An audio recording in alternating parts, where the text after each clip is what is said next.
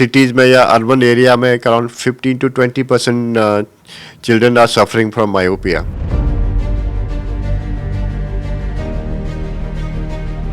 आप में से जितने भी लोग सोने से पहले मोबाइल में व्हाट्सएप अपडेट करते हैं या इंस्टाग्राम फीड चेक करते हैं या फेसबुक पोस्ट चेक करते हैं, ये खबर उन सभी के लिए है। सोचिए कि आपने लाइट्स ऑफ की और फिर सोने से पहले मोबाइल चेक करने लगे और अचानक आपको दिखाई देना बंद हो जाए तो। ये सच में हुआ है। हैदराबाद की एक 30 साल की महिला का ये रोज का रूटीन था और अचानक एक रात उसे मोबाइल ही नहीं कुछ भी दिखाई देना मुश्किल होने लगा। डॉक्टर्स ने उसकी परेशानी को कंप्यूटर विजन सिंड्रोम का नाम दिया है। घंटों तक स्क्रीन देखने से होने वाली बीमारियों की लिस्ट बहुत लंबी है, लेकिन सबसे ज्यादा प्रभावित हमारी आंखें होती हैं। एम्स के नेत्र रोग विभाग के अनुमान के मुताबिक स्कूली बच्चों के मोबाइल की स्क्रीन को लगातार देखते रहने की वजह से उनकी आंखों की रोशनी धीरे धीरे कम हो रही है। 2015 में एम्स ने एक आकलन किया था जिसमें पाया कि 10% स्कूल जाने वाले बच्चों को मायोपिया की बीमारी थी, लेकिन 2050 तक भारत के लगभग आधे तकरीबन 40% बच्चे मायोपिया की बीमारी के शिकार हो चुके होंगे। मायोपिया बीमारी में पास की चीजें तो ठीक दिखाई देती हैं, लेकिन दूर की चीजें धुंधली नजर आती हैं। वहीं मोबाइल फोन बनाने वाली वीवो कंपनी ने भी इस पर एक सर्वे किया तो पाया कि फोन पर वक्त काट रहे लोगों में से 72% लोग अपने दोस्तों से कनेक्ट करने के लिए सोशल मीडिया का इस्तेमाल करते हैं। 68% लोग खबर देखने के लिए सोशल मीडिया साइट्स का इस्तेमाल करते हैं। वहीं 66% लोग अपने मनोरंजन के लिए फोन का इस्तेमाल करते हैं। हमारी ये आंखें खोलने वाली रिपोर्ट देखकर आपको समझ आ जाएगा कि आपकी आंखें लगातार मोबाइल की स्क्रीन को देखने से कितना कुछ झेल रही हैं और अगर इसे कम नहीं किया गया तो देश का भविष्य कैसे अंधेरे की ओर ढकेला जाएगा। मोबाइल की ये छोटी सी स्क्रीन कितना बड़ा नुकसान करती है, इसका अंदाज़ा हमें धीरे धीरे होता है। हमारे साथ एक फैमिली है, बेटा भी है, बहन भी है उसकी और मम्मी भी हैं। मैम, इनको चश्मा लगा हुआ है तो क्यों लगा, क्या वजह है, कुछ पता चली? मैम, इसको 1.5 नंबर का स्पेक्स लगा हुआ है। कोरोना टाइम में जब स्मार्ट क्लास होती थी उस वजह से इसको स्पेक्स लगा है। तब हमने अंदाज़ा नहीं लगा, लेकिन जब ये ब्लैक बोर्ड पर देखने गया, फिजिकल क्लासेस अटेंड की, तो he was not unable to read the numbers और words, so we came there and he got specs. Screen time कम कैसे करें, क्या क्या परेशानियां होती हैं और क्या आपको ख्याल रखना चाहिए? हमारे साथ डॉक्टर समीर सूद हैं, उनसे समझते हैं। डॉक्टर सूद, आजकल बच्चों को ये कहना कि बिल्कुल फ़ोन यूज़ ना करें वो संभव नहीं है, लेकिन क्या क्या समस्याएं हो सकती हैं कि ज़्यादा यूज़ करेंगे तो ये दिक्कतें आनी ही हैं जो आप देख रहे हैं? नमस्कार, बहुत आपने अच्छा सवाल किया। देखिए, हम ना जितना नेचर से अलग होते हैं उतना हमारे पास नई नई प्रॉब्लम्स क्रिएट होती हैं। अब एक मनुष्य को कंप्यूटर, मोबाइल, ये सब अननेचुरल चीज़ें हैं, क्योंकि एक्चुअली अगर हम पीछे जाएं 5000 साल पीछे, 500 साल पीछे, तो कोई ये चीज़ें नहीं होती थी।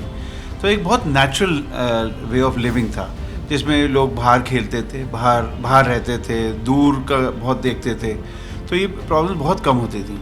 अब जैसे जैसे एक तो कोविड आया और कोविड के साथ हमारे जो जितने बच्चे हैं वो अपने मोबाइल्स के साथ, कंप्यूटर्स के साथ, टीवी के साथ बहुत लगे हुए हैं, तो एक तो उनके पास कम टाइम मिलता है बाहर खेलने का, दूर देखने का।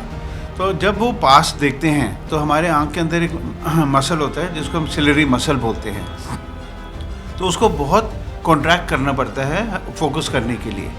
और अगर अब वो बहुत काम आए, वो कब काम आता है जब हमको पास को देखना होता है।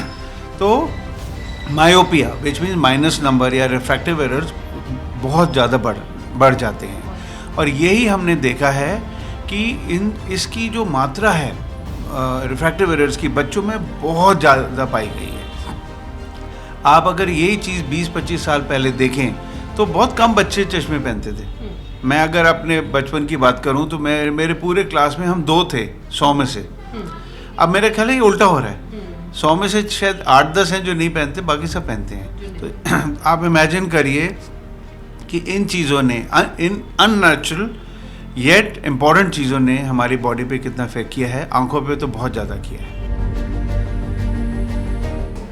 छोटे बच्चों को जब देखने की परेशानी शुरू होती है तो सबसे बड़ी समस्या ये होती है कि एक बार नंबर बढ़ गया तो फिर बढ़ता चला जाता है। क्या इसका भी कोई हल है? हमारे साथ अंशुल प्रताप सिंह हैं जो ऑप्टिमिस्ट ट्रेनर हैं।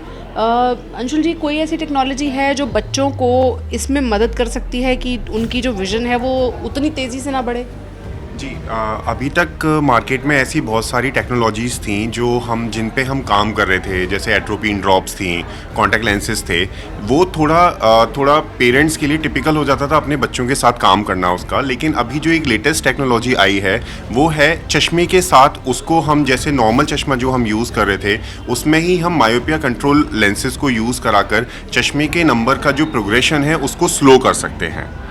कुछ आप एक्सप्लेन कर पाएंगे लोगों को समझ में आए कि क्या करती है ये टेक्नोलॉजी? ये टेक्नोलॉजी क्या करती है कि जैसे कि हम जो एक लेंस है उसमें हम मायोपिया कंट्रोल लेंसेज को हम यूज़ कराते हैं बच्चे के लिए। इस जो लेंस है वो हम 6 से 16 साल तक के बच्चों को दे सकते हैं, जो कंपनी हमें बताती हैं, जिन पे रिसर्चेज हुई हैं।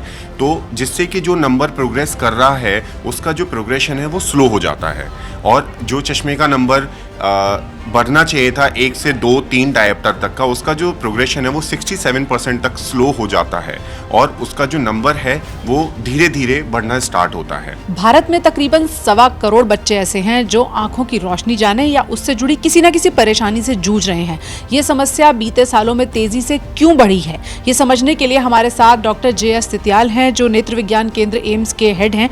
सर, जो हम स्थिति देख रहे हैं कि लगभग हर दूसरा तीसरा बच्चा चश्मा लगा के घूम रहा है, इस प्रॉब्लम के बढ़ने की वजह क्या देखते हैं आप? इसमें कुछ कारण हैं जिसके कारण से बच्चों में चश्मे का नंबर या चश्मे लगाने की ज़रूरत पड़ जाती है। जिसे हम देख रहे हैं कि मायोपिया जो है एक मेजर सेगमेंट है, रिफ्रैक्टिव एरर जो बच्चों में हो रही है। तो मेजर कारण हम देख रहे हैं, एक तो जो है उनकी वर्कलोड जो है वो बढ़ गई है एजुकेशन सिस्टम के अनुसार से भी, और दूसरा जो है आजकल हम देखते हैं इलेक्ट्रॉनिक सिस्टम्स इतने सारे आ गए हैं एजुकेशन में और अदर सोशल मीडिया में भी, उसमें उसका यूज भी बढ़ते जा रहा है, उसके कारण से भी मायोपिया बढ़ रहा है।